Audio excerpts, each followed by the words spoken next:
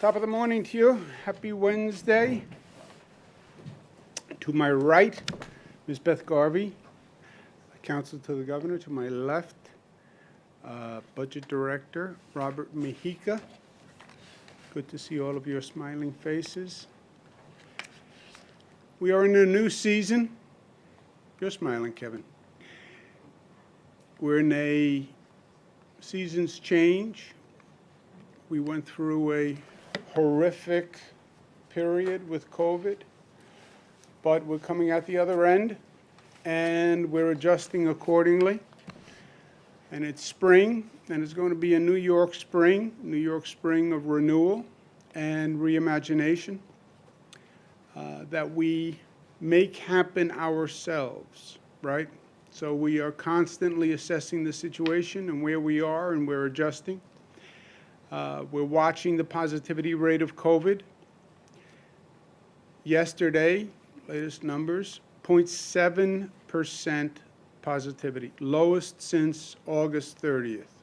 So that's really fantastic news. Hospitalizations are down, ICU is down, intubations are down.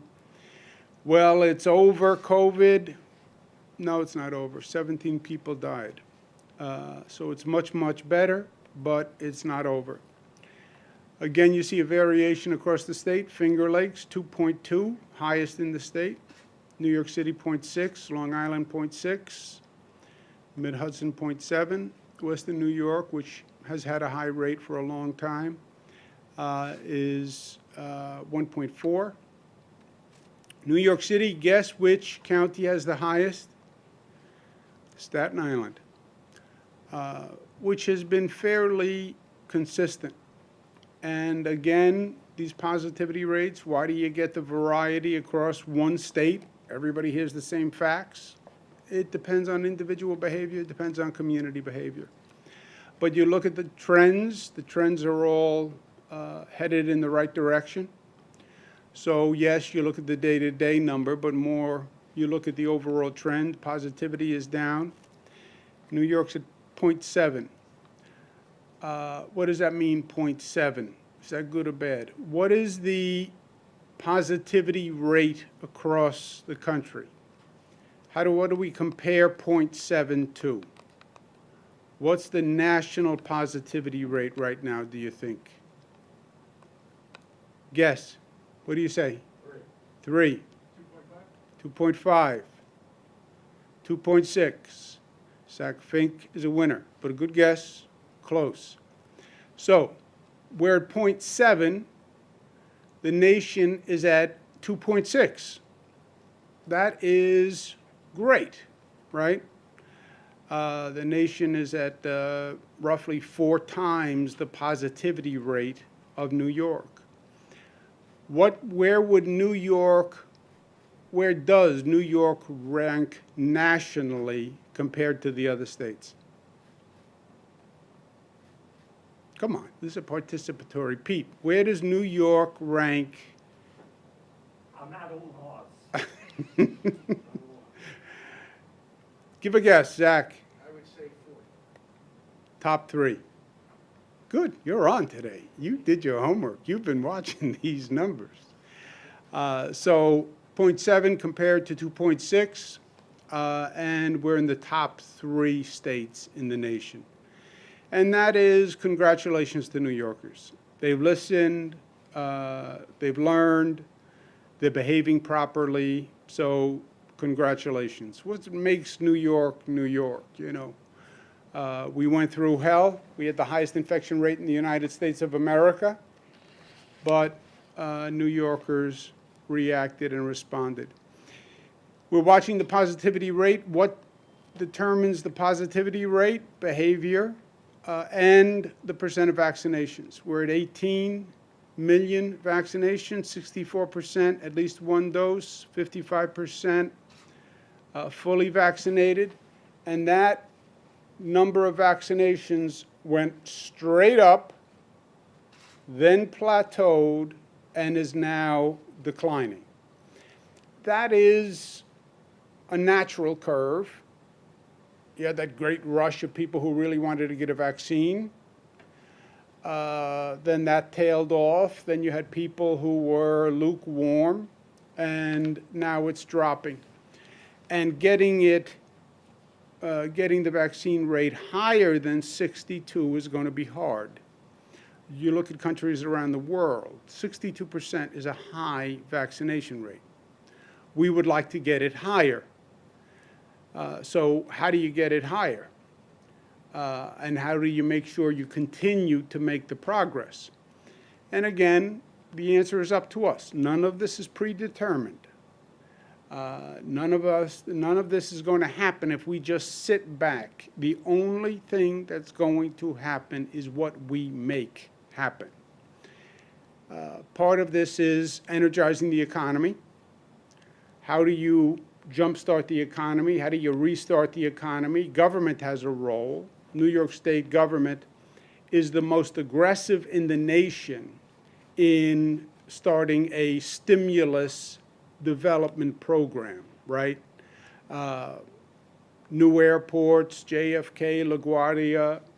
We just announced a new round of upstate airport renovations, of the new Belmont Arena, which is where the Islanders are going to play, improving the Long Island Railroad with a third track, new Penn Station, which would be transformative for commuters coming into New York. And if you're going to continue to grow, there are going to be more commuters. If any New Yorker needs inspiration about our future, just go look at the Moynihan Train Hall and look at the capacity of New York in action. Look at the Mario Cuomo Bridge when you say, well, we can't do big things anymore. New Port Authority bus terminal, which is long overdue. MTA accelerating its subway plan, and the new East Side Access Project, which is a marvel of engineering. And it has been going on, and we've been working on it diligently. It's interesting because nobody really knows what it is, and nobody really has seen what it is. But it is an entire transit complex underground. And we're going to do a tour of it tomorrow. And I think it's people who come on the tour are really going to be shocked at what that project is and the difference that it could make for New York and how impressive it was. Remember, East Side Access, everybody hears the terms. It's bringing trains from Queens into Grand Central and then accelerating transportation from the Long Island Railroad into the east side of Manhattan and then to the west side of Manhattan. But it's a phenomenal engineering feat. It's not finished. We've been accelerating the timeline, but it is at a point now where you can actually get a feel for what it's all about, and it really is going to be exciting and extraordinary. Remember when we opened up the 2nd Avenue subway up to 96th Street and people were like blown away? This is that on steroids. So the state is doing everything we can in terms of macroeconomic development. Is that going to turn around the economy? It's going to help. It's going to show, it's going to make major, significant, transformative changes. It's going to show optimism. It's going to show potential. But the growth comes from private sector growth.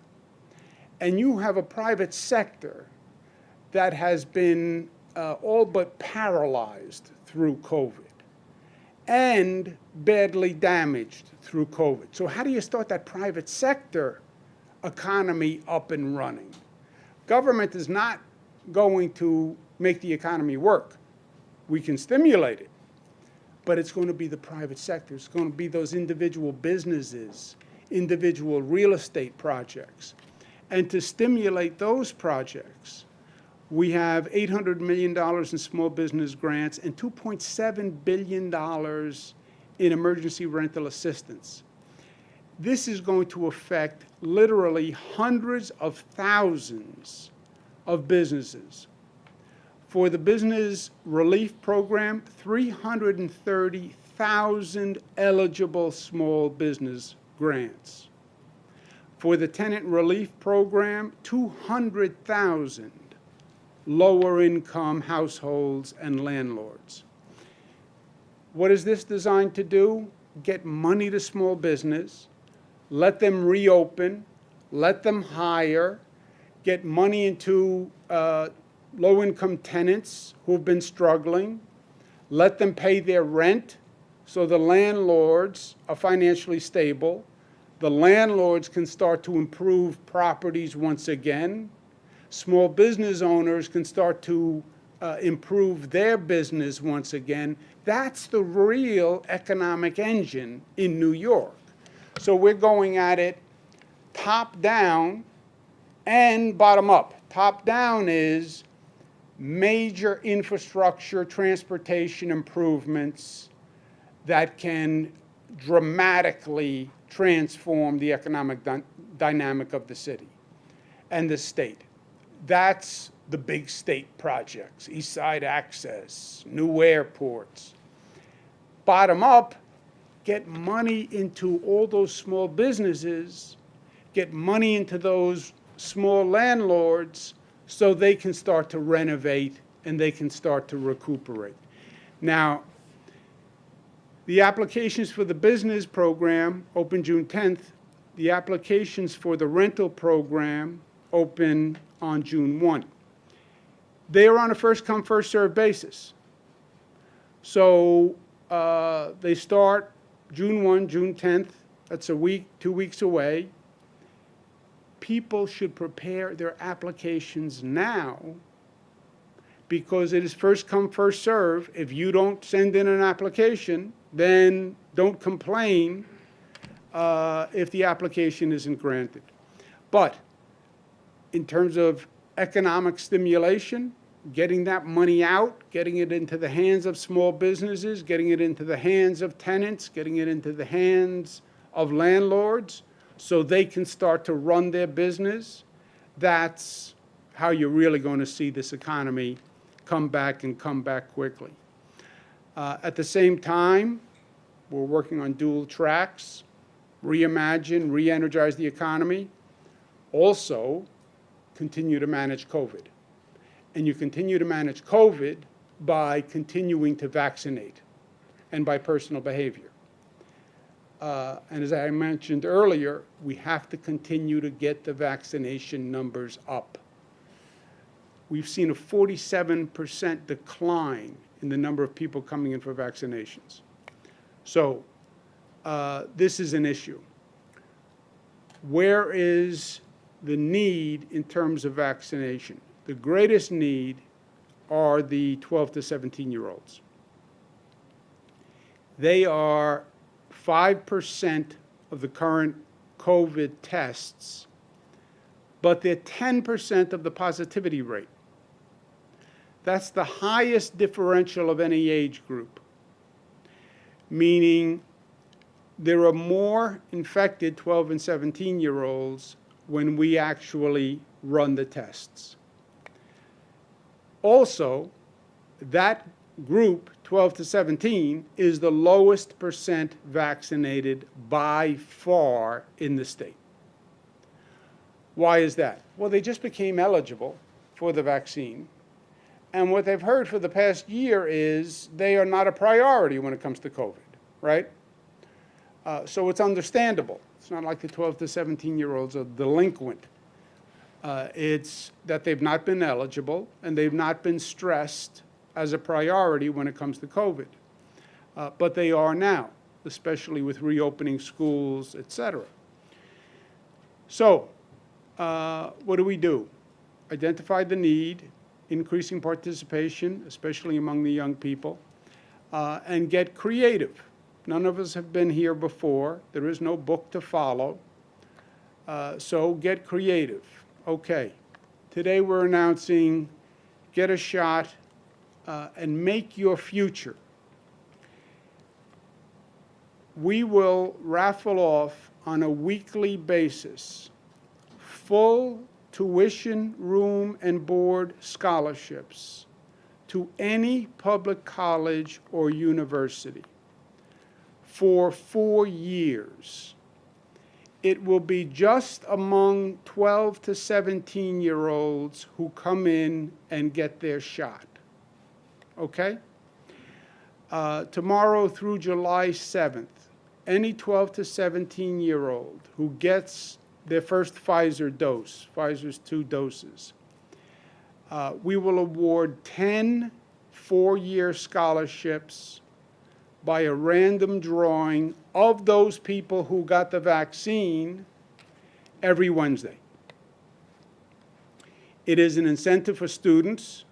You're 12 to 17, you're planning on going to college, you're wondering about how you're going to pay for it. This is a full 4-year scholarship. To a SUNY school, to a CUNY school, to a community college, then moving on to a 4-year program. So it's a significant incentive for students. And by the way, it's an incentive for parents. For a parent, you're worried about paying college tuition? Tell your 12 to 17-year-old, go out, get a shot. It protects the family, protects the 12 to 17-year-old, and they are then eligible for a raffle.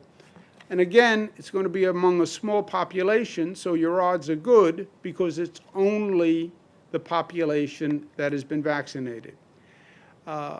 Once you get your vaccine, you go to a website, you input your information. We'll do a random drawing every Wednesday from that universe. People who receive the vaccine earlier have a greater chance to win because they are eligible for every drawing every week, okay? It's not just those people who get it that week. Once you get the vaccine, you go into the pool. But if you get the vaccine earlier, you'll have more chances to win because you'll be in the first week pool, the second week pool, the third week pool, fourth week pool, etc. So get the vaccine and get it early. It makes total sense. It's free. It's available. There's no appointments. It's smart. And you also have a chance to win a full scholarship. But we have to do it because what we do is going to decide the path ahead.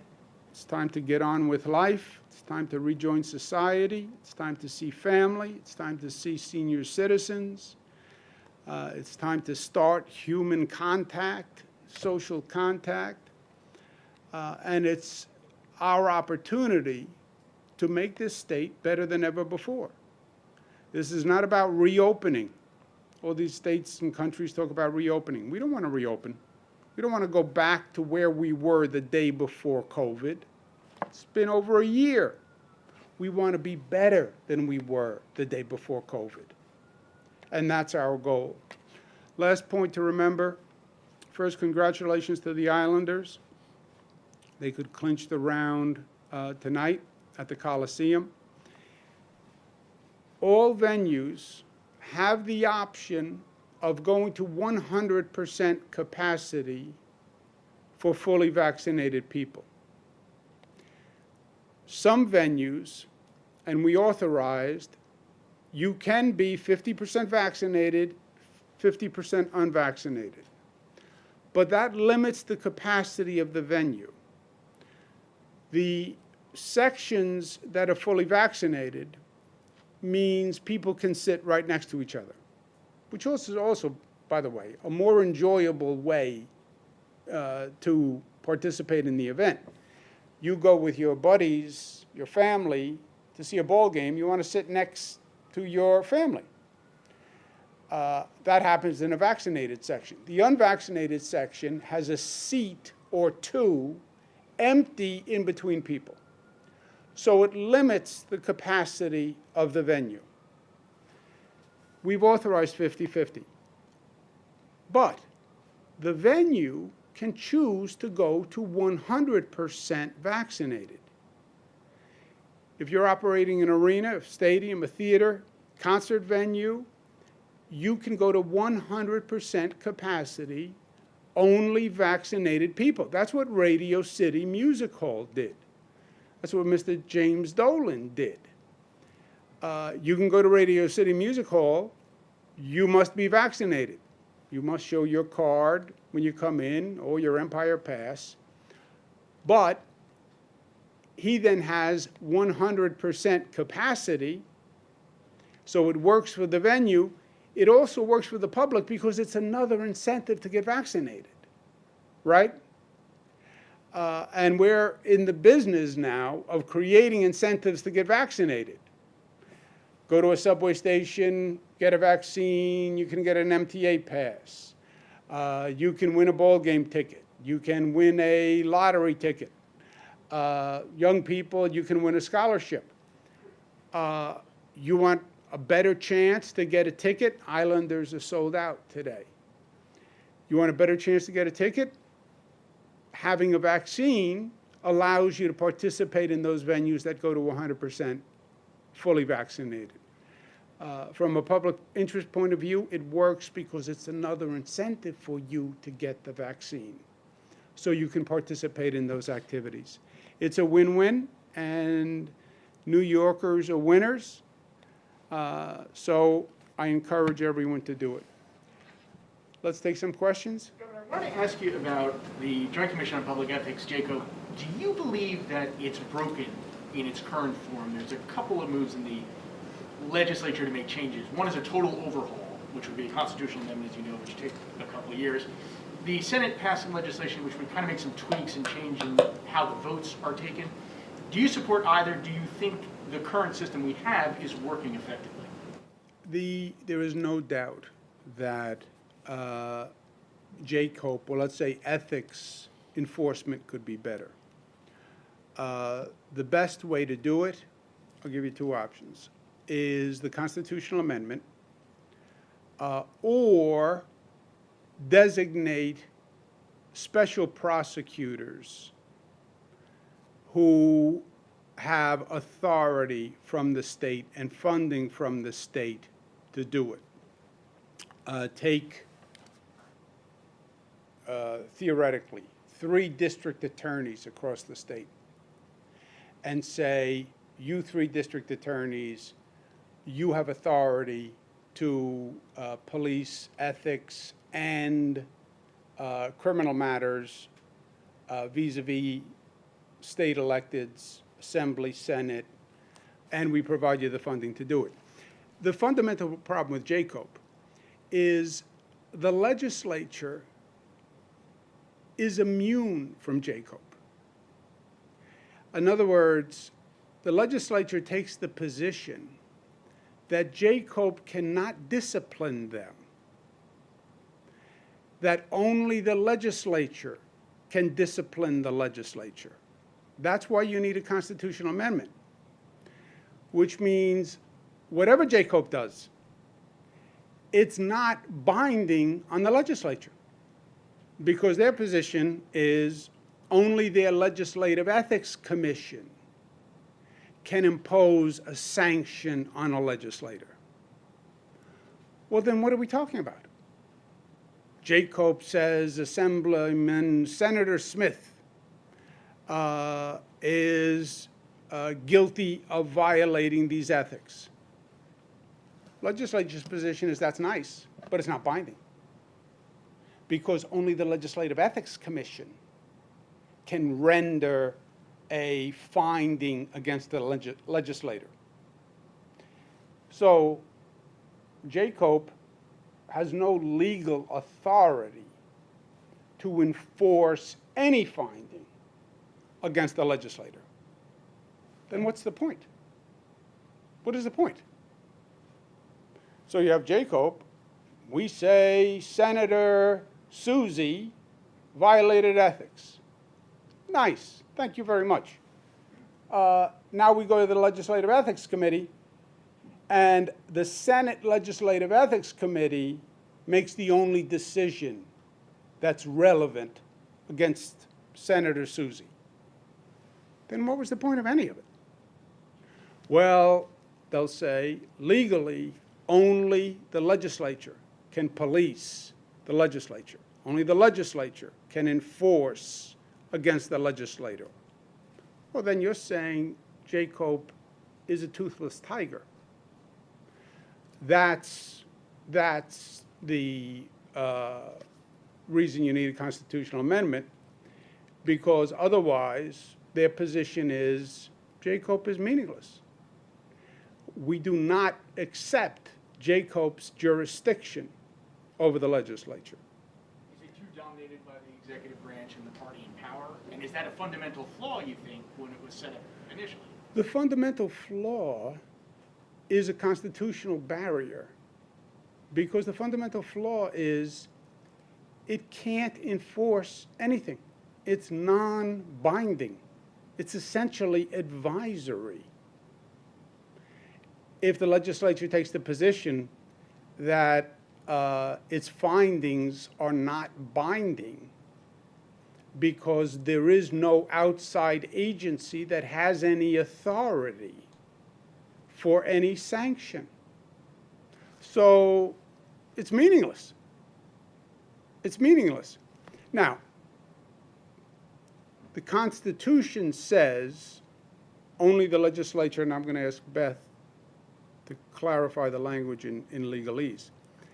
The Constitution says only the legislature can discipline a legislator. Okay, we'll change the Constitution. I don't know that the legislature couldn't agree voluntarily to say, even though the Constitution says the legislature doesn't have to accept, we will accept a finding of Jacob, and we will honor that finding. They have not said that.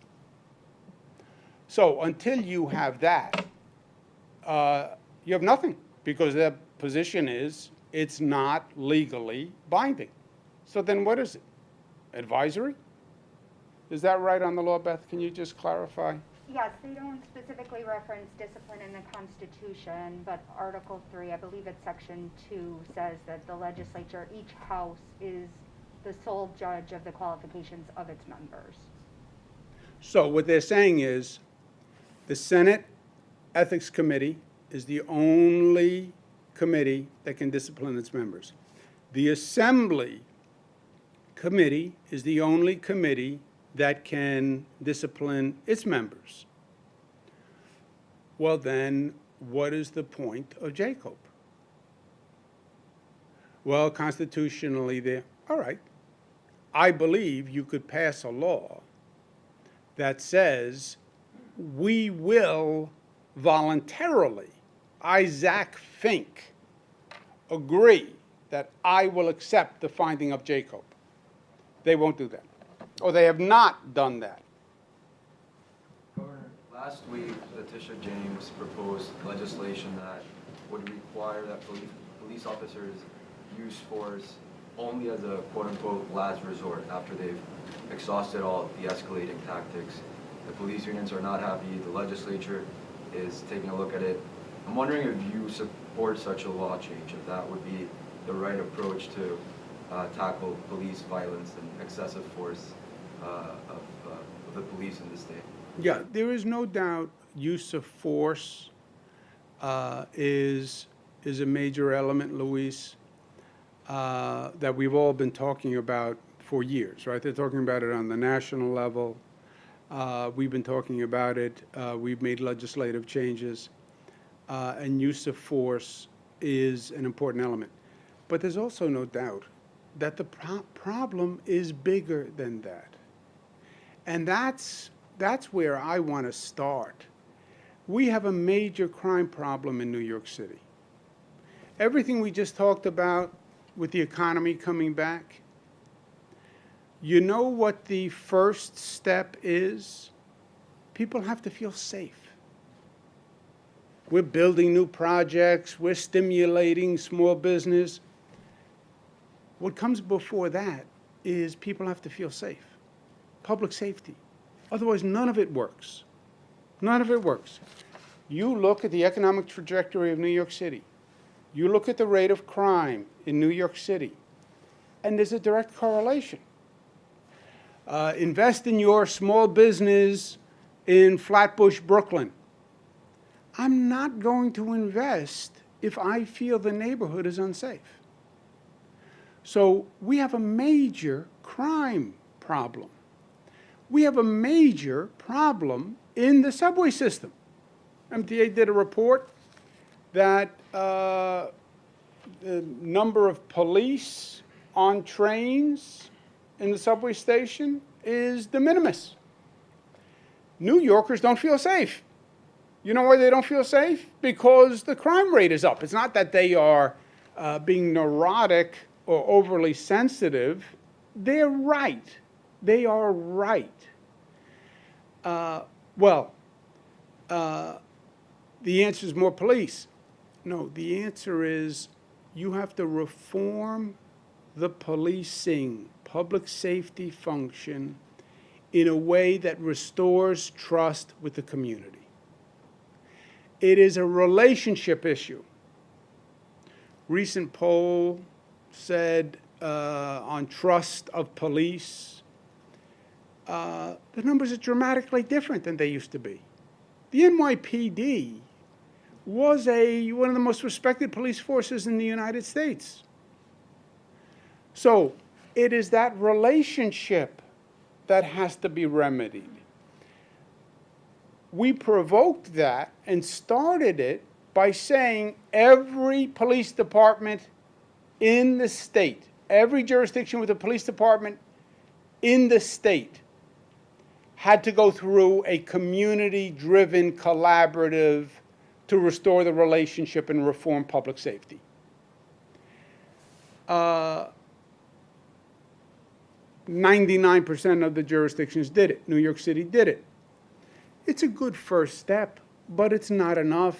It wasn't inclusive enough. And it is that relationship of distrust.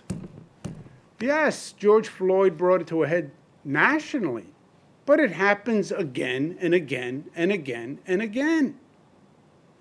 Anniversary of George Floyd. His family is in our prayers and best wishes. But the message is, we still have more to do because it is about the relationship. Use of force.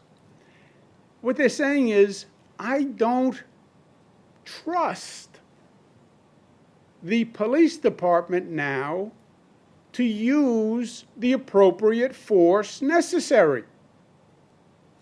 I don't trust the police department now to do X, Y, and Z. Until you restore the trust and make the reforms necessary to restore the trust, we're going to have this problem. Defund the police. Defund the police is not the answer, in my opinion. Defund the police basically means abolish the police. Oh, that's going to help? Gun violence going up, all crimes are going up. Your answer is abolish the police? No. It's reform public safety in collaboration with the community, so the community says, I now trust the relationship. And it is not going to be a Band-Aid. It has to be a real discussion. Now, we basically mandated local governments go through it. You had a lot of creative ideas that came out of local governments. Why send a police officer to a mental health issue? Why send a police officer to a domestic violence dispute? Why not have specially trained people for domestic violence?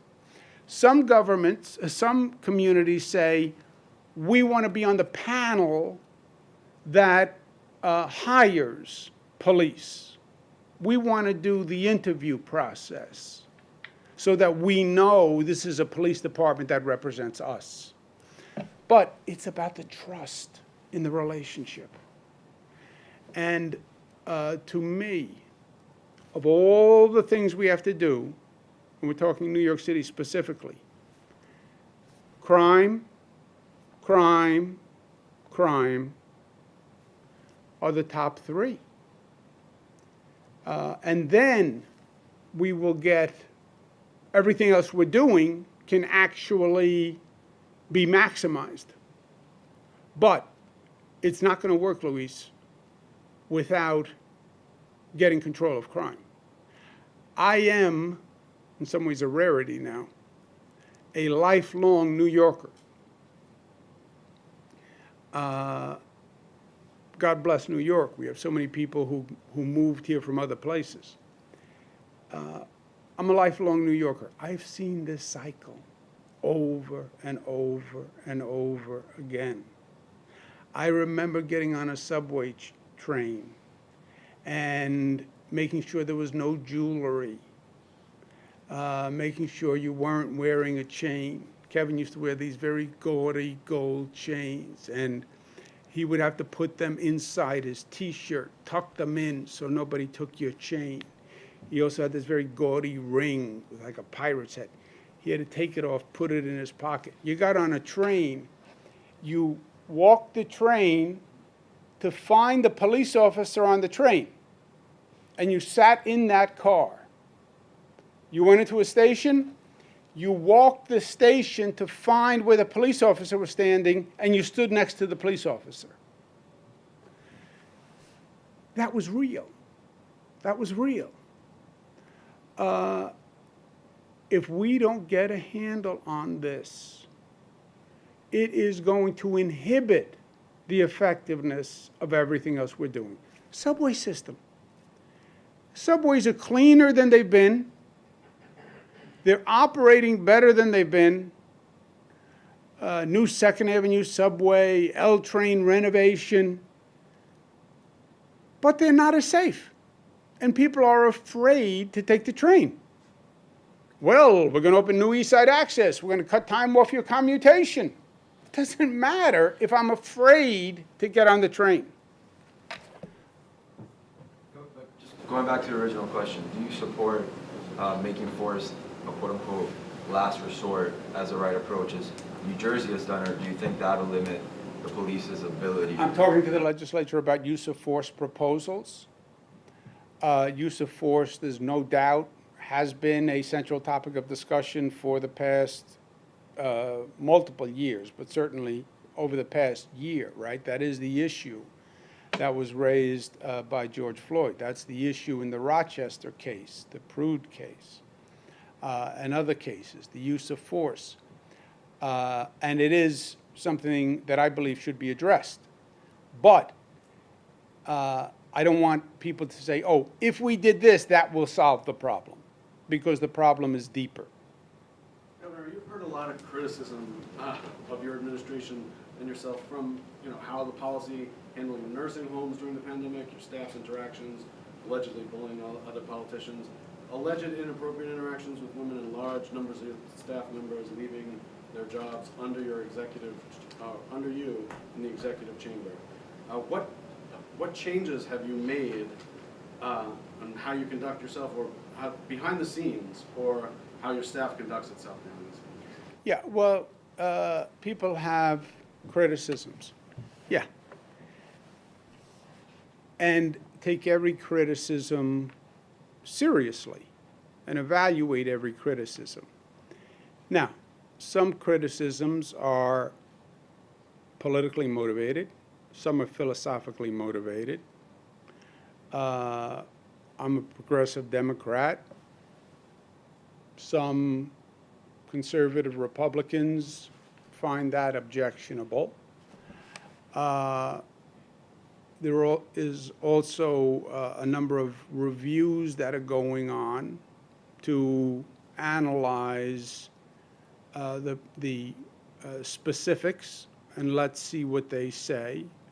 And if there is a problem, bona fide problem, then address it. Yes? For the assistance for renters and small businesses program, is there a possibility of extending the date for accepting applications to ensure that all communities, like minorities, are aware of the program? Good question. Do we have an end date in the program? We don't have a closing date because we want to see what the responses are going to be, but MWB and disadvantaged communities are prioritized first. So the point is to get to those smaller businesses. The businesses 10 or with 10 employees or less are also prioritized, but those businesses that are most challenged are prioritized in the program, so they would go first. So there's not an end date. There is no closing date, but it is first come, first serve. At one point, all the money would be given out, but there's a priority for the smaller businesses, MWB. Last question. Do you think that the recent polling that shows that your approval rating has gone up validates your decision to not resign despite all of your colleagues that encouraged you to do so? I am gratified that New Yorkers think that I am doing a good job because I'm working very hard to do it. Thank you, guys. Yeah, Peter, last question. Vaccine incentives. 12 to 17-year-olds who have already received a shot, are they eligible? Second question, you've got a big lottery this week. Have you seen a bump over the past couple of days that the lottery might have helped? I have not looked at the lottery numbers. Have you looked at the lottery? It's hard to tell, right, because what's offsetting while people are coming down off of it, because you have 60% vaccinated now, so.